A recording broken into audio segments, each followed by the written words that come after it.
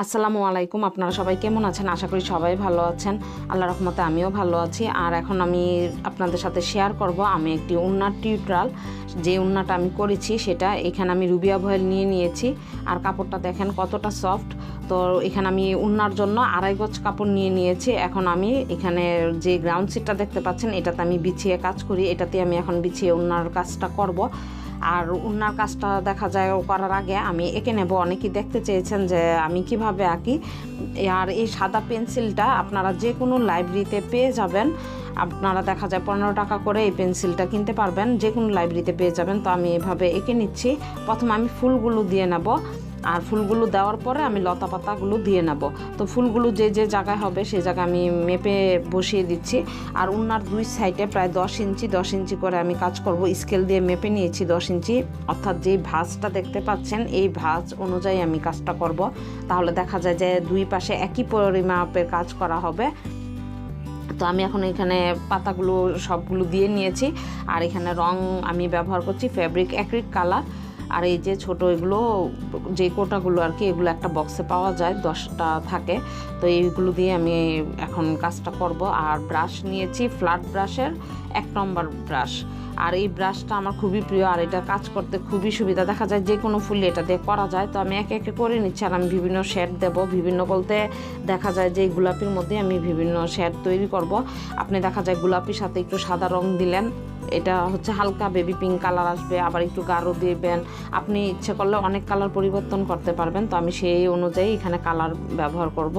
তো আমি এখানে ফুলগুলো আগে করে নেব, আর তারপর আমি হচ্ছে পাতার কাজ করব, তারপর হচ্ছে ডালপালা। তাহলে দেখা যায় যে কাজ করতে সুবিধা হয়। এখন আমি ফুলের কাজগুলো করে নিচ্ছি। তো এই যে আমি একে একে কিন্তু পুরো ফুলটাই করে নেব। দুই পাশে উন্নার দুই পাশে আমি এঁকে নিয়েছি। তো এখন উন্নার দুই পাশে একটা একটা করে আমি সব ফুলগুলো করে নিচ্ছি।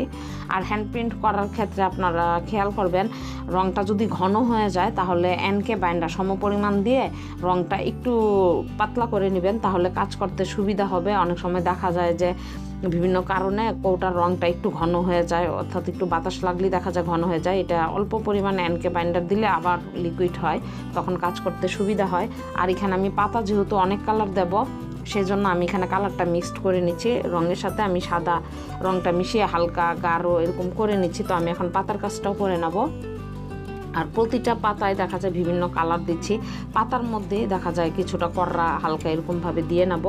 আর এইভাবে করলে দেখা যায় বারবার তুলি ধোয়ার ঝামেলা হয় না। ফুলের কাজ আগে করলাম, পাতার কাজ আগে করলাম। তো এই উন্নাটা কিন্তু অনেক সুন্দর হয়েছে। আমি কিন্তু প্রতিটা পাতায় দিয়ে নিচ্ছি। আর এই যে লাইট লেমন, এই কালারটাও আমি দেখা যায় যে ডালপালার জন্য ব্যবহার করব। আর ডালপালার জন্য আমি 0 সাইজ তুলিটা ব্যবহার করছি। এটা হচ্ছে ডাবল 0 সাইজ তুলি। 0 সাইজ তুলি দেখা যায় 3 রকম, একটা 10, একটা 20, একটা 000। তো আমি 20 যেই তুলিটা সেটা দিয়ে আমি কাজটা করছি। আর চিকন ডালপালা দিতে দেখা যায় সুবিধা এই তুলিটা দিয়ে। তো আমি প্রতিটা দিয়ে দিচ্ছি। আর ডালপালাগুলো আমি লাইট লেমন কালার দিয়ে দিচ্ছি। এই যে প্রতিটা পাতাতে কিন্তু দিয়ে নিয়েছি।